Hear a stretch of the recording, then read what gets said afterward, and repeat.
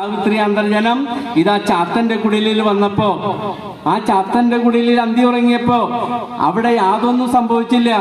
ഹന്ത തരുണൻ സുമുഖൻ ദൃഢകായൻ അന്തിക്കിങ്ങെത്തി നീ ഏകയാമൻ.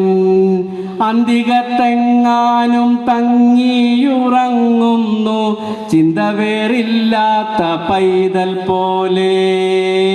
ഹന്ത തരുണൻ സുമുഖൻ ദൃഢകായൻ അന്തിക്കിങ്ങെത്തി നീ ഏകയാമൻ. അന്തികത്തെങ്ങാനും തങ്ങിയുറങ്ങുന്നു ചിന്ത വേറില്ലാത്ത പൈതൽ പോലെ.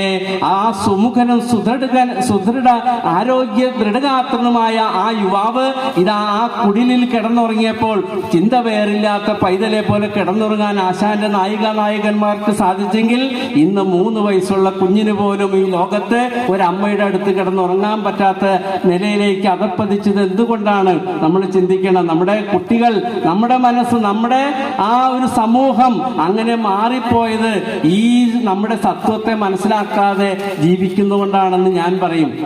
അപ്പൊ അങ്ങനെയുള്ള ആ ആശാന്റെ നായകന്മാരിലൂടെ പ്രണയം എന്താണെന്നൊക്കെ മനസ്സിലാക്കി നമ്മൾ ജീവിക്കുകയാണെങ്കിൽ നമ്മളെ സംബന്ധിച്ച് നമ്മുടെ മക്കളൊന്നും വഴിതെറ്റിപ്പോകില്ല. മാത്രമല്ല, നമുക്ക് ഓരോരുത്തരും നിശ്ചയിച്ചിട്ടുണ്ട്. ആ ബോധം നമുക്ക് ഉണ്ടാവണം. നമ്മളൊക്കെ വിചാരിച്ചിരിക്കുന്നത് നമുക്ക് ഇന്നത്തെ പ്രണയം പോലെ പറ്റില്ല, സ്നേഹമില്ല എന്ന് തോന്നിയാൽ ഉടനെ തന്നെ എന്ത് ചെയ്യും? അവനെ ജീവിക്കാൻ അനുവദിക്കില്ല, അല്ലെങ്കിൽ അവളെ ജീവിക്കാൻ അനുവദിക്കില്ല എന്നുള്ള ഒരു സ്നേഹമില്ലാത്ത, അത് സ്നേഹം നടിക്കും, പക്ഷെ യഥാർത്ഥ സ്നേഹമാണോ? അല്ല. നിർമ്മലമായ ഒരു സ്നേഹത്തെ ഇവിടെ കാണാൻ സാധിക്കില്ല. പക്ഷെ ആശാന്റെ കാവ്യങ്ങളൊക്കെ പഠിക്കുമ്പോൾ നമുക്ക് നിർമ്മലമായ സ്നേഹത്തെ കാണാൻ സാധിക്കും. നളിനിയിലൊക്കെ പറയുന്നുണ്ട്, എൻ്റെ ഏകധനമങ്ങ് ജീവനങ്ങ്, എൻ്റെ ഭോഗമതും എൻ്റെ മോക്ഷവും, എൻ്റെ ഈശ ദൃഢമീ പദാംബുജത്തിന്റെ സീമ ഇത് പോകിലില്ല ഞാൻ. എൻ്റെ ഏകധനമങ്ങ് ജീവനങ്ങ്, എൻ്റെ ഭോഗമതും എൻ്റെ മോക്ഷവും, എൻ്റെ ഈശ ദൃഢമീ പദാംബുജത്തിന്റെ സീമ ഇത് പോകിലില്ല ഞാൻ.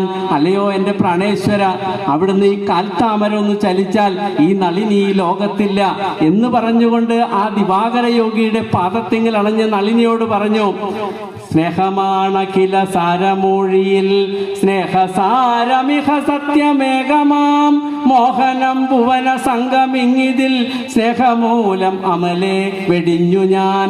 എനിക്ക് ഈശ്വരനോടുള്ള പ്രേമം കൊണ്ട് ഞാൻ എല്ലാ സംഘവും ഈ മോഹിപ്പിക്കുന്ന ഭുവന സംഘ